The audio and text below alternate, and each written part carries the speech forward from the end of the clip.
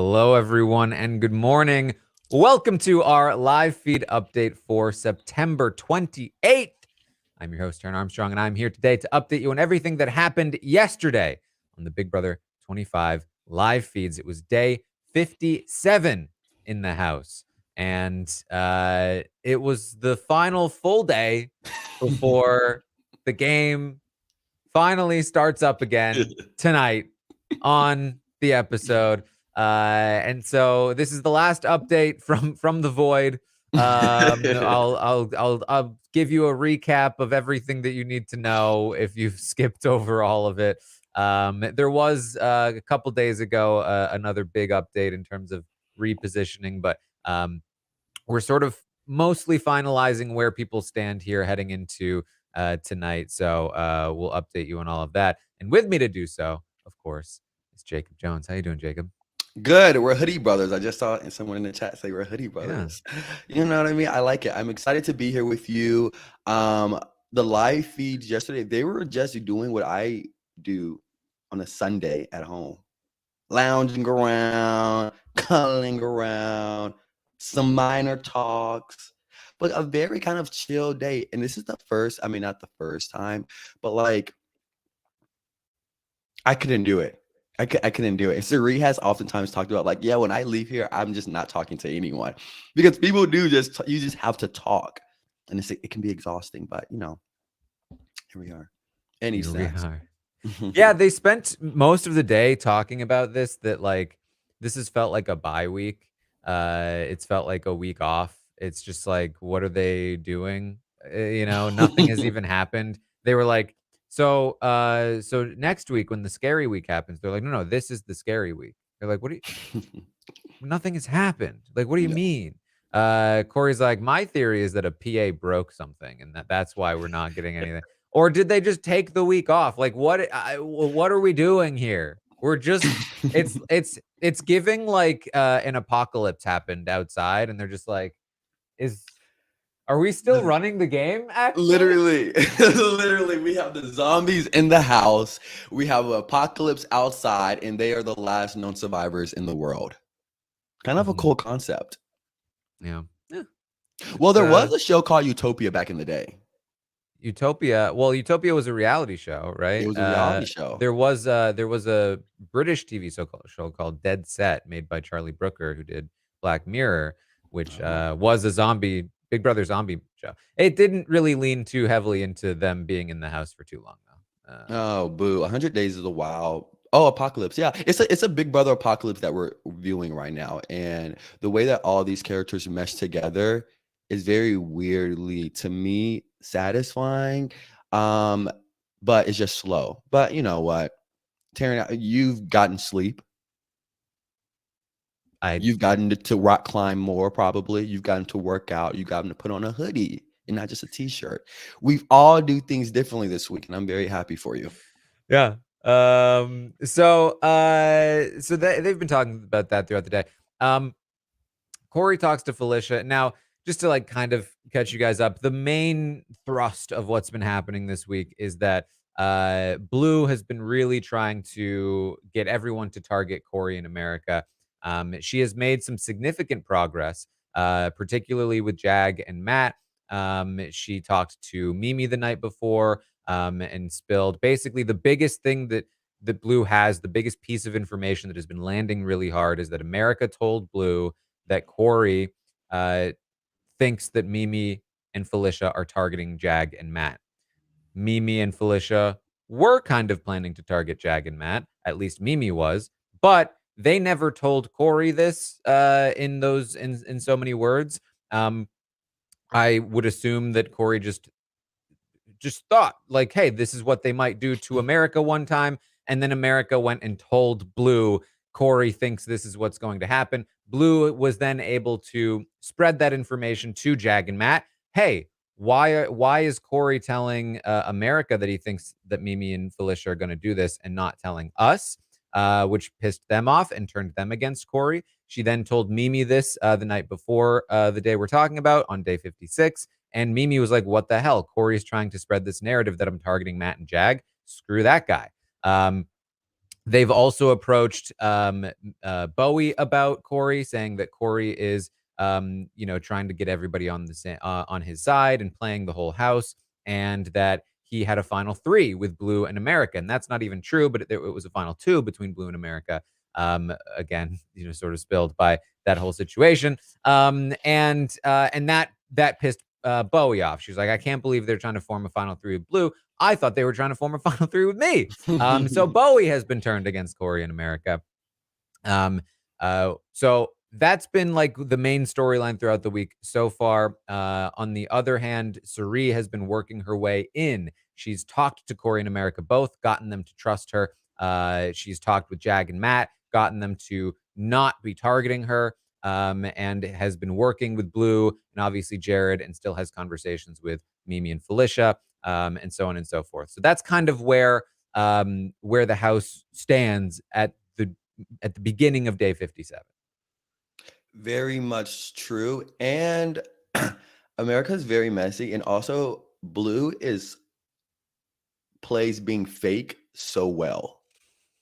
She like plays because she's targeting, and it's like a part of the game, of the social game that you're playing. But I know people shit on Blue's game and like, oh, Blue isn't doing anything, she's following Jared. You can give or take, but like she's initiating a direction for people to go in, and she's doing an amazing job at being fake to America and Corey, and that sort of response as well.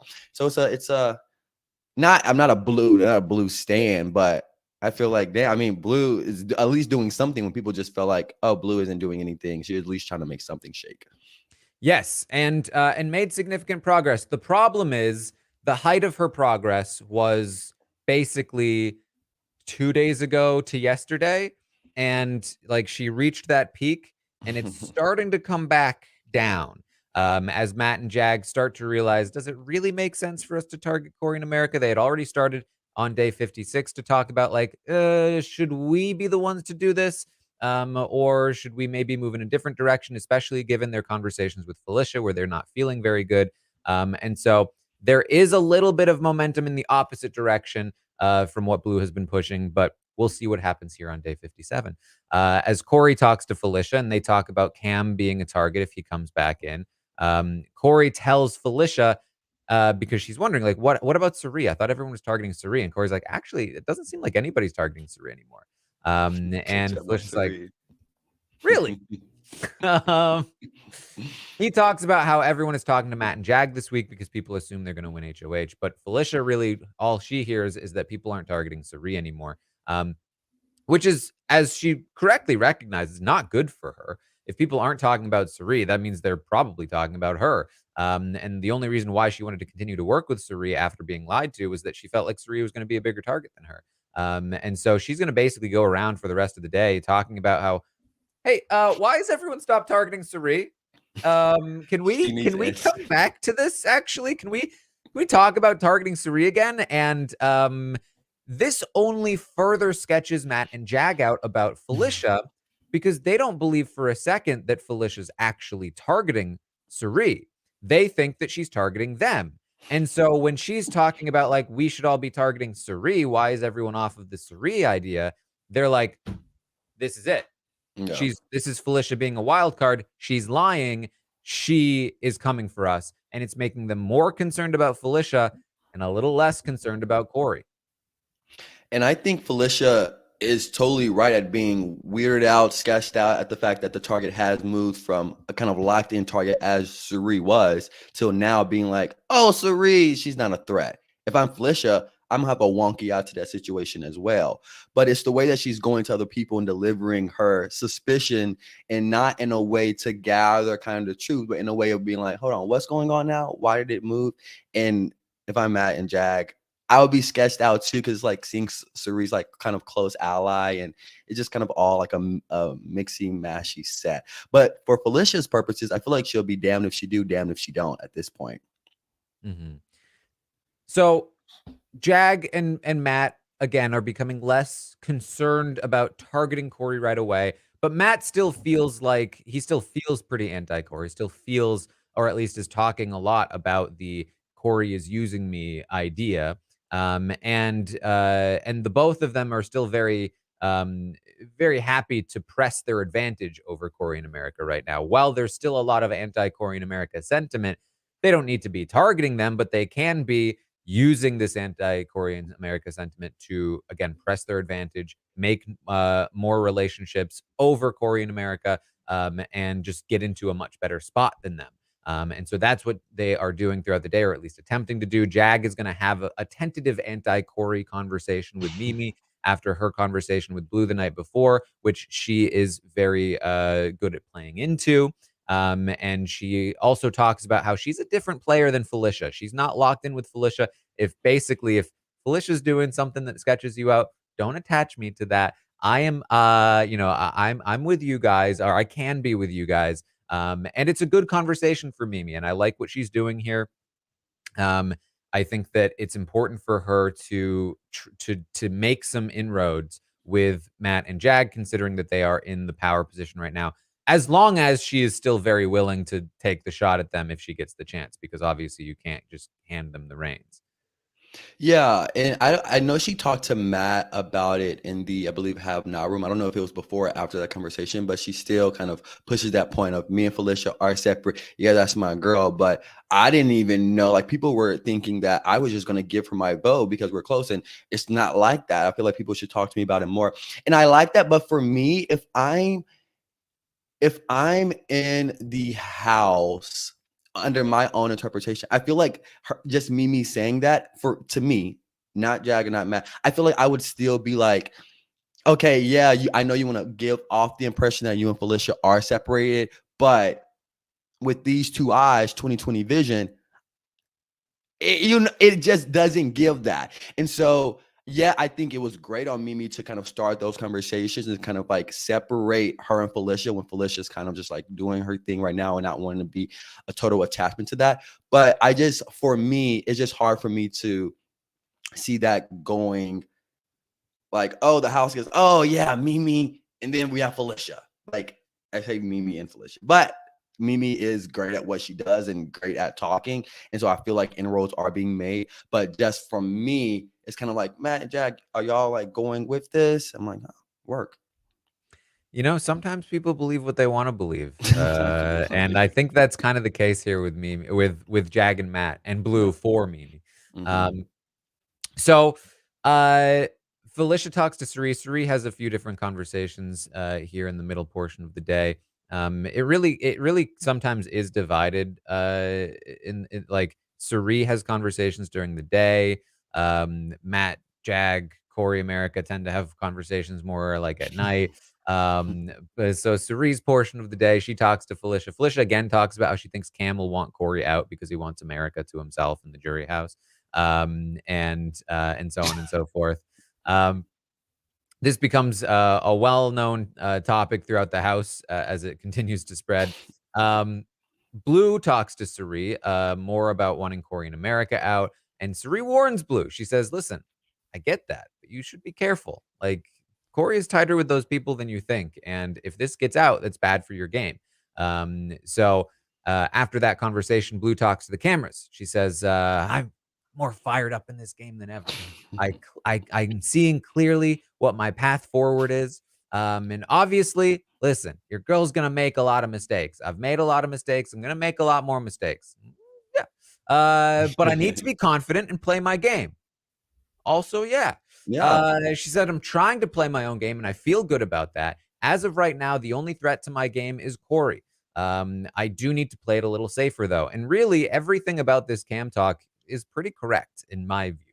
I think that, she is like she recognizes that like she wasn't exactly playing her own game in the past, and she's trying to rectify that. She's trying to like actually play harder and advance her own like position in the game and push forward her own agenda. And this is all good stuff. I mean, you don't often see a player like Blue who was so deeply just like doing terrible things for their game and playing into somebody else's hand for so long, actually able to turn it around and start playing their own game. And I think that again, this push toward Corey in America has been very good for her. But at the same time, as Suri and she correctly both mention here, she does need to start being careful about it, because she's basically done as much as she can so far, it seems. And I think now is the time to take the foot off the gas, and just let the work coast forward. There's an HOH tonight. And in the event that like Corey or America win, you don't want to have been very recently pushing their name. You want to, this is Mhm. the time to go to Corey and America and try to work on them today, day 58, the day after the day we're talking about, before the eviction. I think now is the time to like try and make sure you're good with them, because there's a lot of loose ends, loose wires kind of flowing around right now that could really just her whole game. Definitely, and I love seeing the daughter and mother-in-law dynamic. I feel like Blue kind of had the easiest way to meet a person's mom by being in the Big Brother house and meeting their mom. But I feel like having Suri on Blue's side is obviously a benefit towards Blue, because even in those small little things of Blue doesn't know every working relationship in the game, like I think Suri sees and knows, because even when she gave her the foresight of like, hey, be careful when you're talking to Bowie Jane, I've seen her and Corey, like so just like kind of like ease up the gas on that certain areas, and this provided more clarity for Blue. And again, what you said, Blue is now knowing certain things on what to do and getting more aligned of how she wants to play the game. And I kind of like seeing it. I like, I've had this story before. I haven't really expressed my own game up to this point. I really want to try to drive my own path forward in this game, and I want to be an active player. And I feel like we have to give her credit at least for trying, because Big Brother is a hard game to do. And I feel like Blue's trying, and I think that should be a testament of something. Even though she may not try to an avail or to no avail, it's still her pushing something. And I feel like we have had players in the past to not do anything, and Blue's at least trying to rectify certain things. And Yeah. hey. It's good stuff. Again, execution is always going to be, I think, an issue here, especially because I think again, it's like we're seeing the results of a player who is kind of making some rookie mistakes, a lot of mistakes that people make in the early portion of the season. Um, Mhm. but she's making them like 50 days in because like she's only kind of recently turned it on. And so it's interesting to see a player who's completely shifted their game and how they're playing now have to be like, okay, I'm playing in an entirely different way. And I need to start feeling out how that works, and get used to what it feels like, and the pitfalls and all that stuff. So interesting stuff. Suri continues her conversations. She talks to America. They check back in after the conversation they had a couple of days ago. Suri is saying like, "Hey, I'm just so happy that we had our conversation the other day. It made me feel so good. I'm trying to find my own ground in this game after everything that's happened, and like trying to believe in myself. And I know you feel the same way, America." And so on and so forth. And the feeds cut away from this conversation. By the time they come back, like 10 minutes later, They're Suri is hugging. crying and she's saying, I just really appreciate you, America. I'm so glad that we had a chance to check in. Like, this has been such a good conversation. And they like hug, and America leaves. And Suri is just like to the camera, she's like, man, I can't be promising everyone in the house. I'm going to get in the same position as before. Well, there's one person I haven't promised anything. Maybe two. I like seeing them interact, and I just love seeing Suri go to work. I love seeing her put on her robe, get her sunglasses on, rest a little bit, have her coffee, and then tap in and clock in. And this is just part of the daily duties of what she had in store for today. And I think she painted the picture that she wanted to paint to America. And I think she's been doing that this entire week with numerous house guests. And I think it's only to her success in this game. So Hmm. her job for her. And I'm trying to think of the people she hasn't promised anything to. I would imagine at this point um it's Jag, and I mean, she kind of did talk to Cam earlier in the week. I was about to She say Cam, has but she yeah, has yeah. talked to Matt again. She's obviously got her thing with Mimi and Felicia still. She's talked to Corey in America. She's been talking to Bowie. She's been talking to Blue. I don't know who the other Yeah. person is. It might be Bowie. It might be Cam. It might be Matt. I don't know. I kind of just want to throw Cam in there just for the hell of it. And yes, she did talk to Jag, but like she's talked the least to Jag. So Jag would be my instinct for number one. But so so interesting stuff there from Suri. America's later going to talk about feeling good about this conversation once again. Her and Corey both feeling good about Suri.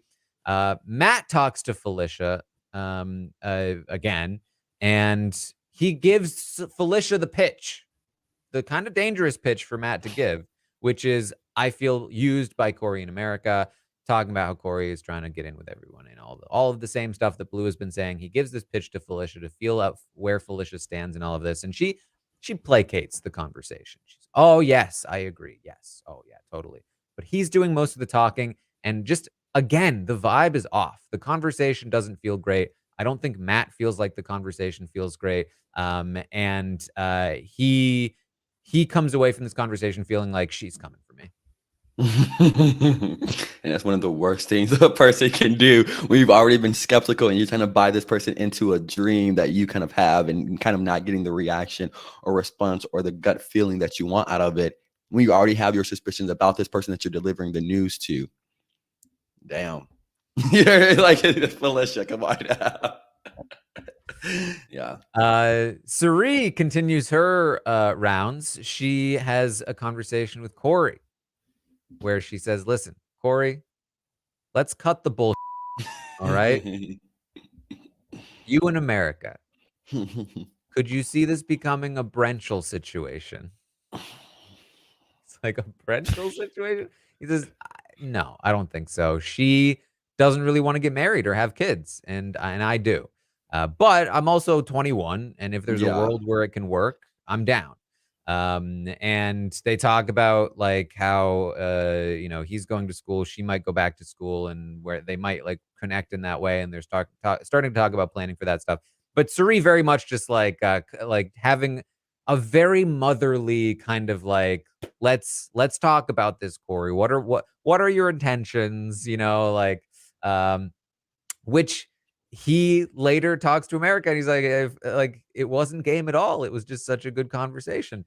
And he follows it up with I don't know why he does this. But he's like, okay, I have a question for you, Suri.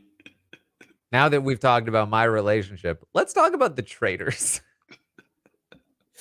Cody, in my estimation, he says, is the third best Big Brother player of all time. And you wiped the floor with him in the traitors. Why does he do that? Yeah. She is very clearly, in my eyes at least, tries to downplay it. Like, what do you mean I wiped the floor with him? Like, there was that time he just crumbled in front of you. She's like, oh, what was that? He lied to somebody else and then he crumbled. Right. I remember that time that he crumbled for somebody else. That he was a cool guy.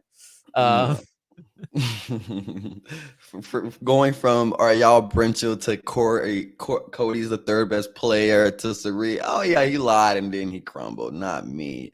A very funny conversation. But Brenchel, Corey's a baby. A grown man, but he's a baby. 21.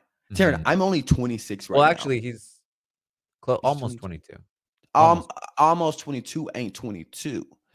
And so I'm 20, Taran. I can only like he doesn't know what he really wants. Like after the, things could change for him. And so, who knows what can happen. And I like that he's already kind of seeing like, okay, she wants this. I kind of want this. It may not work. That's a very mature mentality to get into, especially at 21, with kind of knowing what that person wants and what you want and kind of having that thing like this. Corey has exhibited a lot of maturity in this game.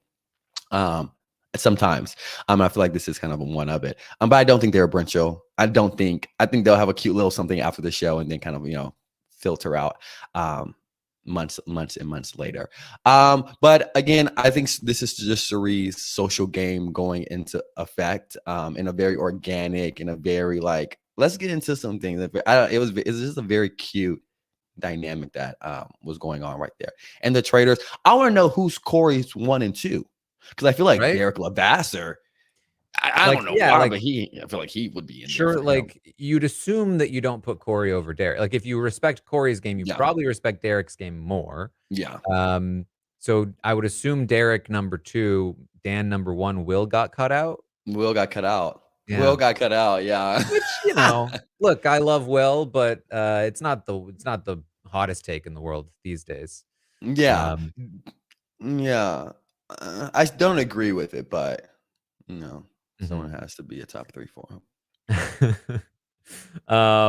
So he does go on to talk about something that I think was very good, which is that he talks about how it's tough in here, and that it's like it's very outside of his comfort zone to have to be on for so long. And Suri had literally just been talking about that earlier in the day to herself, and to I think Bowie, or somebody. And she's like, I thought I was the only one that felt that way. Like, he's like, yeah, it's just like a social battery thing. I just like, it's just hard. It's hard. Like, I love being here, but it's also hard being here. And she goes on to talk about how she's had this conversation with Izzy, how Izzy was loving the experience. And Suri was like, I feel like I'm weird. Like, I don't like it. It's like, I'm not enjoying this. And he says, I think there are 3 people that feel this way in this house. It's me, you, and Mimi. And yeah.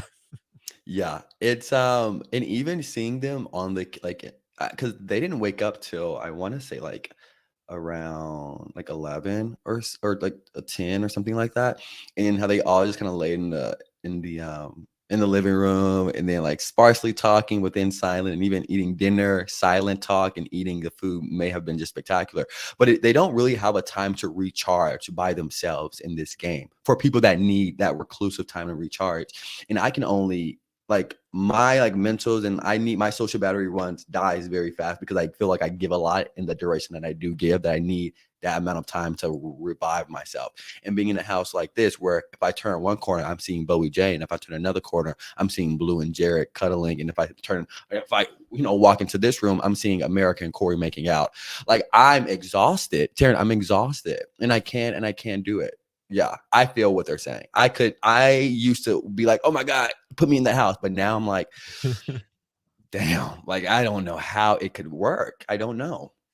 Yeah, it must be tough for introverts that don't get the recharge from those Yeah. conversations. But it's I guess benefit, but I also feel like introverts tend to do better in the game. So I don't know. We'll see. We'll see. Maybe because they know when to shut up, and they can like, all right, I can Yeah, shut up maybe. this time. Cam and America have a conversation. She lets him know, because he's asking like, what's going on with you and Corey? There was a lot of drama yesterday because Corey told Cam that he didn't give a shit about the flirting, and then Cam said he does, though. He does care. But America was mad that he said he didn't care. They had a conversation about it. He's asking her about the conversation. She says, we did talk. It wasn't quite a DTR, but it was in in that realm. Um, and we basically have said we're going to try on the outside and see what happens. And Cam says, so he does care. She says, Oh my yeah. God, Cam is so stupid. Cam is so stupid. Cam is like, say Cam has a friend, that's a woman for like, I don't know, 2 years, and really likes her when they become friends, but he just gets kind of put in that like friend category. And then the lady starts, smacking with, another dude. And then he's like, I don't think he's for you. Oh, so I guess he does. Kind of putting those little tidbits in you so you can come back over this way. Cam, try your thing on someone else, babes. Try it on Bowie. She says, yes, he does care. He says, my point. She's like, okay. He says, just letting you know that it doesn't hurt my feelings anymore. She goes, anymore? He says, yeah, I'm over you. Shut up. And the feeds cut away. Ew, ew. Kev, it doesn't hurt my feelings anymore, so you can continue doing it. Anymore? Yeah. Ew, Kev. Shut up. Yeah. Cam just wants. I feel Cam likes America, wants to flirt with him. I don't. Yeah, Cam. Like, what do you say to that, Taran? What do you say to that? And how do you interpret that? And how do you talk about that?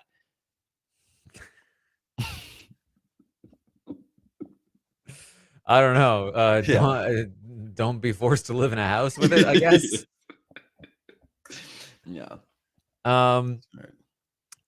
Jared is going to talk to Blue. Obviously, we're not spending a lot of time with Jared, but he is having some conversations with Jag and Matt and Corey. We've talked a bit about those. The house is pretty much under the assumption that Cam is going to stay. Most of the strategy has been planning for that. However, if Jared were to stay, he does have a fairly telling conversation with Blue about his intentions. He asks Blue, if I put Jag on the block, would you vote him out? And she says, well, it depends. He's been talking a lot about wanting one of Matt, Jag, or Corey gone. I don't think it should be anybody. It shouldn't surprise anybody that Jag is probably the person in particular that he would want to send out the door. That might be his intention, but whether the votes would be there might depend on who he puts up next to Jag. Blue, I feel like if you're like, I don't know, if I'm in a showman's with someone, I'm not saying, yo, you have, and again, I was just affirming Blue for her stepping out on her own and blah, blah, blah. But if I'm smacking, cuddling, rubbing, holding, hugging someone, and I say, hey, babe, like, yo, me and you locked in, me and you know, each other's do. If I put up Taran, you gonna vote him out, right? Because I would want him out. Oh, it depends. Babe, like what? What? I just can't imagine. Like, I mean, Jared is gonna be like, oh, Blue still, I still got Blue, but to me, that's a telltale sign. And Blue has, well, Blue and America was doing a lot more at the beginning of the season when kind of sticking up and defending, you know, Jag. Not, I guess it wasn't like defending him, but this wasn't in return like, oh no, if you want to take Jag out, babe, I got you. You know what I mean? Mm-hmm. But not Blue's on it. Jared, just go home and date your girl and live a happy life. Corey talks to America. They talk about their conversations with Marie. They both feel good about the conversations. She talks about how Cam seemed to know that she had talked about him. And she's wondering who told Cam. Remember, this is when Cam talked about how he basically was like, why are you telling people that I'm targeting Felicia? Is Corey targeting me? So on and so forth. She says, finally, a little bit, she says, I may have slipped up with Blue earlier in the week. I don't know. Maybe that had something to do with it. And Corey says, well, that makes me feel better because I already know I can't trust Blue. I trust Suri more than I trust Blue. And so she seems to maybe realize that she should not have told Blue some things, maybe which maybe means that she won't continue to tell. But listen, of course not. Of course she's going to tell Blue more things. She's learned not to tell Blue things about 15 times this season, but she's currently in a I can't tell Blue things phase, theoretically. And Corey still doesn't know the extent to which she slipped up in front of Blue multiple times this week, but he knows a little bit that she has now.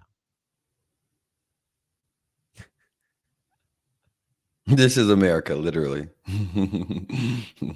This is America, yeah. This is America.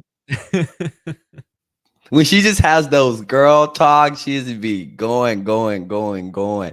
And it breaks down the facade that she built up of, oh, I know who I can and cannot trust. I know who will and will not relay messages to other people.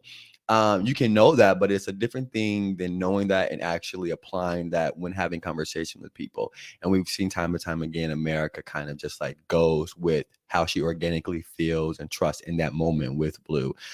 And I don't think that will stop anytime soon. Yeah. It could, but we'll see. Well, final conversation of the night was Jag, Matt, and Blue. Matt tells them about his conversation with Felicia. They really don't trust her. They really feel like Felicia is dangerous to them. Blue says she does trust Mimi, though. She feels like they can get an in with Mimi. And so they start talking about who they would target if they won. And Blue says, I'm still putting Corey up. But I know Felicia's coming for you guys, so I'm not gonna push that too hard on you. Which, like, okay, that's a decent stance to take. I mean, you know, you don't have to tell them anymore if they feel like they're coming off of it. But she says, but I really don't feel like Felicia's a threat. Nobody listens to Felicia. And Matt's like, yeah, but she might win an HOH. And Jag's like, yeah, that's the problem. And she says, well, listen, as long as it's one of those two between Felicia and Corey that go home, I'm fine. And Jag says, yeah, I just think it's a little early to take the shot at Corey in America. Like it's good for us if there's like a Corey and Cam. She says, no, well, it's just that for me, my biggest threat in the game is Corey. Always will be. And Jag's like, yeah, but I don't think Corey's gonna turn on us yet. He'll wait until the end game, I think. And she says, but the problem with that is that the competitions are gonna start to suit him in the end game. And he says, that is true. That is true. No, it's not. Why has Corey put this out in the universe? She says, I just want to make sure we're still paying attention to Corey, though. I just want to make sure we're still looking at Corey. I just want to make sure that we're still looking at Corey. And Jag's like, yeah, can we just go to bed? Yeah, like literally. Daughter-in-law, didn't your mother-in-law talk to you about let's release release the foot off the pedal? You know what I mean? Let's ease up on it. And I get Blue's sentiment of like, yo, Corey is, you know, and I really I not hate because that's giving it too much attention. It annoys when people like, oh, like I feel like Corey is a bigger threat than Felicia. And then somebody says, oh, well, Felicia could win an HOH. Everyone in this game could win a competition, could win an HOH, could do their big one on you. If I'm partaking in something, I could win it. So I don't get when people say, oh, she could win. Likelihood as, let's ask the audience. Is 9 people there? Going to be one winner, 1 out of the 9. I just don't get it. I don't, it just, and it doesn't, I don't hate it because it's like too much to hate it because it's not that big of a deal, but it does trickle on my annoyance. I mean, I wish that it was less of a thing. Like, I wish that the structure of the game didn't encourage that kind of thought process, right? Yeah. Because at the end of the day, Felicia probably doesn't have a 1 in 9 chance of winning the HOH. She probably has worse odds because the likelihood of it being a competition where she has an equal chance is pretty low. But I think people do often go too far in that direction, and you know, you can't discount the fact that Felicia has won an HOH. It's a spectrum. It's a spectrum, I guess. This side or this side. Don't be too this way. Don't be too this way. Be locked in the middle, because then you can. Because if my head goes too far, then I'm dipping too. You know what I mean? Like right there. So I'm just like, you know. Yeah. So this is where Blue is at right now. I like a lot of what she's done, but I do ultimately agree with Suri and her to some degree. Maybe a little too far, maybe pushing a little too much right now. You know, she still has today theoretically to try to make some inroads back in the other direction. I mean, really, I think, you know, what Blue should probably be trying to do is like, yes, taking Corey out is good for her game. I completely agree with Mhm. this line of thought. However, if she's unable to do that, adaptability is also huge in the game, and being able to pivot to, okay, Corey in America should want to work with me over Matt and Jag long term. So if I can't get them out, I should start working on getting them to trust me again. Because and maybe seeing maybe if I can propose myself to them as a viable ally, over time, they might start to look at me as an alternative option to going deep with Matt and Jag. So that should be, I think, her backup plan. Plan A is absolutely if she wins or if she's able to get them to target, able to get other people to target Corey in America, great. But once you see that, like, you're saying we should target Corey, we should target Corey, we should target Corey, and then people are like, Mhm.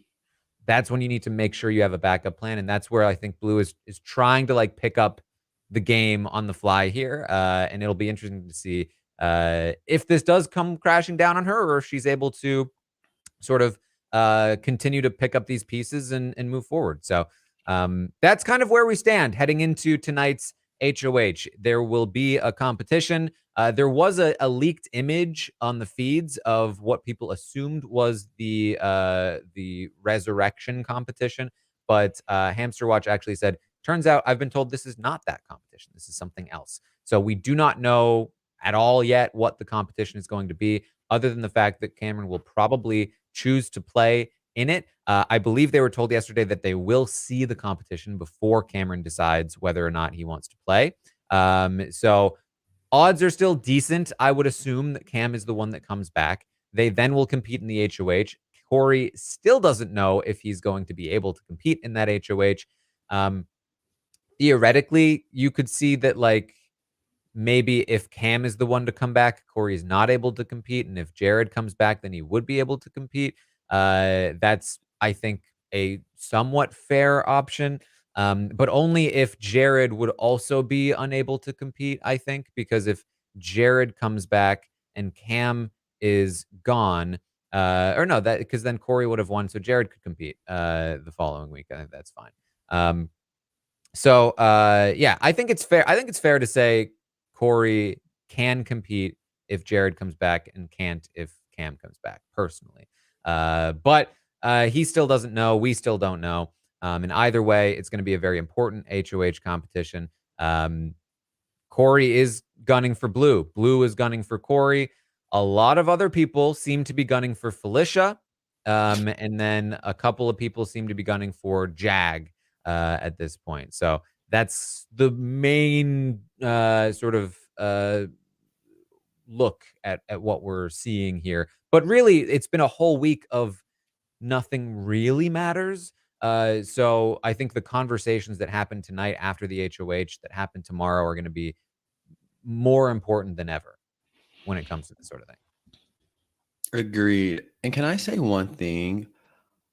I want us to get back to the point of where showmances cuddle in private. Because when did showmances become so like, oh, so like we get to cuddle in public and no one cares.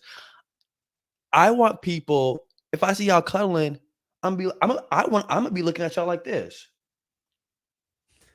Just to make y'all think I'm coming after y'all. Like, why do showmances feel so safe now to express emotion towards each other? We need to get back into that mentality. Showmances, oh hell no. Let's break them up. And people, we're just becoming so soft to letting people kiss and asking people, oh, are y'all gonna get married and playing it to it? No. I want complete vitriol with showmances. I Who would want have guessed? who would have guessed? Jacob Jones, PDA I know. police.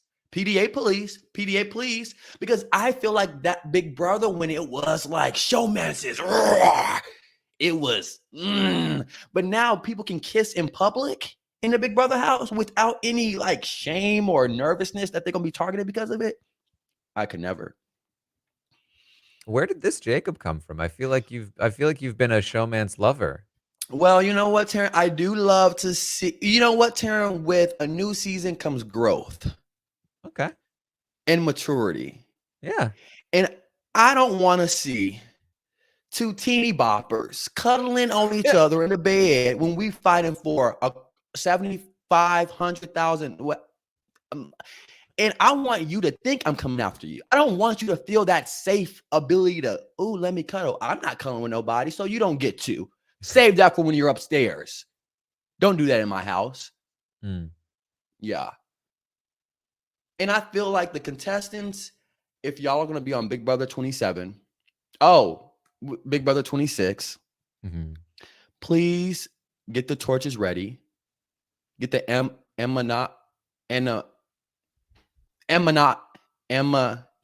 Oh my goodness, I'm glitching. What is it? Animosity ready.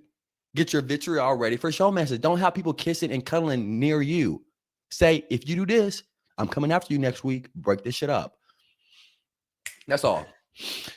You just reminded me of a soundbite that I wanted to pull this morning, but I forgot to. So I'm gonna try and do that as we wrap up here. But there was a funny story, or there's a funny bit about this that we've been complaining about the kissing. After Corey and America kissed, she kind of spread it around a little bit, kind of talked about how Corey not the best kisser. She's been teaching him, I hate that for him, coaching him up on how to kiss. A little while ago, it came out that up until I guess a year ago, America was also not a great kisser. Had been told that she kisses like a washing machine. She was talking to one of her exes about how one of her other exes said that she was a bad kisser. She kisses like a washing machine, and her ex was like, "Yeah, you do that."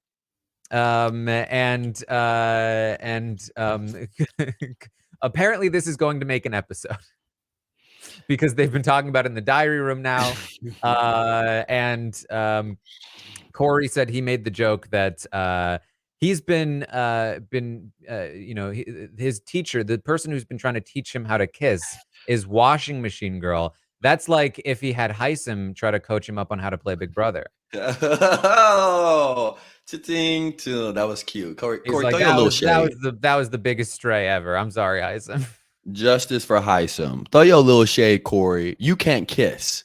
In America, you just got good at kissing. Now, Taran, have you ever kissed a washing machine before?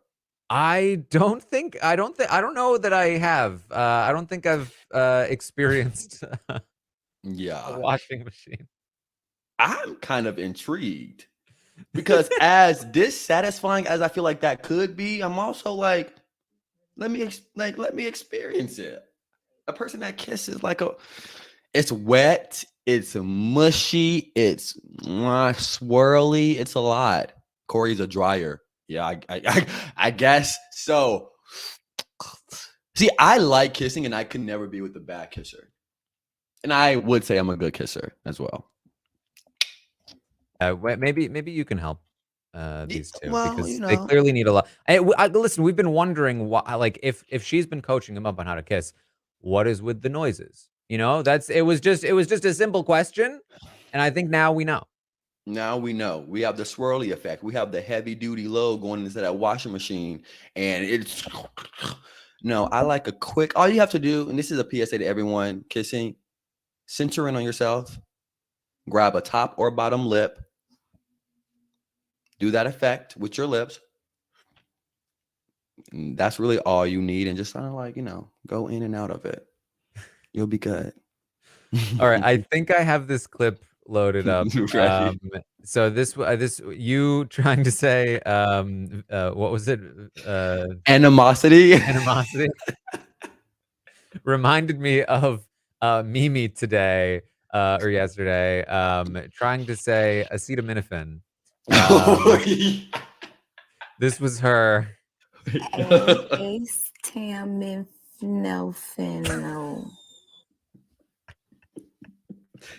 Ace Tammin no. Exactly. Exactly. It's a glitch. It's a glitch. We glitched. We glitched. We glitched. We need to be rebooted. Oh man, she tries multiple times too. I don't have all of it because I'm trying to clip it during the podcast, but Ace Tammin no. It's like uh, very much so. oh my man. gosh. No, no shade to me, man. We've all had these moments where you're trying to pronounce a word you've probably never said out loud before. But man, it was funny. Animosity. There we Yeah. go. All right. Well, anything else that you wanted to bring up, Jacob? This week ends tonight. Thank you, God. This week ends tonight. Now let's get back to our regularly scheduled programming, and let's pick some stuff up. Let's do it. And if I could tell the house guests anything, I would say get the torches and mob against the showmances. But I know we're not doing that, so whatever. Well, hey, if one of Corey or America leaves next week, then we're done with them. We're done with them. We're done with them. But you know the thing is, Taran, I necessarily don't see. I don't have a problem watching him. I have a problem that other people are not. You know what I mean? I'm pissed off that Matt, Jack, Bowie, Sari. I mean, granted, one of the people in the showmasters is Hassan. Isn't like it's like I will feel disrespected if you think you can do that in front of me in the game of Big Brother comfortably without me thinking of targeting you. I must not have put the fear of God in you. And that's what I need to do next. That's all. But other than that, I'm excited for the week to continue getting back to normal. Yes. All right. Well, I will be back, of course, tomorrow morning, 11 a.m. Eastern, to update you on everything that happens today on the Big Brother 25 live feeds, including an actual HOH result, I would hope, and game being played. So we'll be back at it. I will also be live tonight, twitch.tv/Taran Armstrong, watching tonight's episode of Big Brother 25, where we will finally kick the game back off. And then we'll be back here again to recap all of it on the podcast. So tune in for all of that. You can find my tweets on the Twitter thing and climbing on Instagram, and just come and hang out over on Twitch. Jacob, what do you got going on? I'm just chilling, watching Big Brother, been making some music, and the music is really all my life right now, to be honest. But yeah, just enjoying my life. Stay tuned for the music drop from Jacob Jones. Taran has listened to a couple of songs. Taran loves it, and I love it too. So stay tuned, baby. Yeah. All right. Well, thank you all so much for joining us here today, and I will see all of you next time. Ace Tammin no.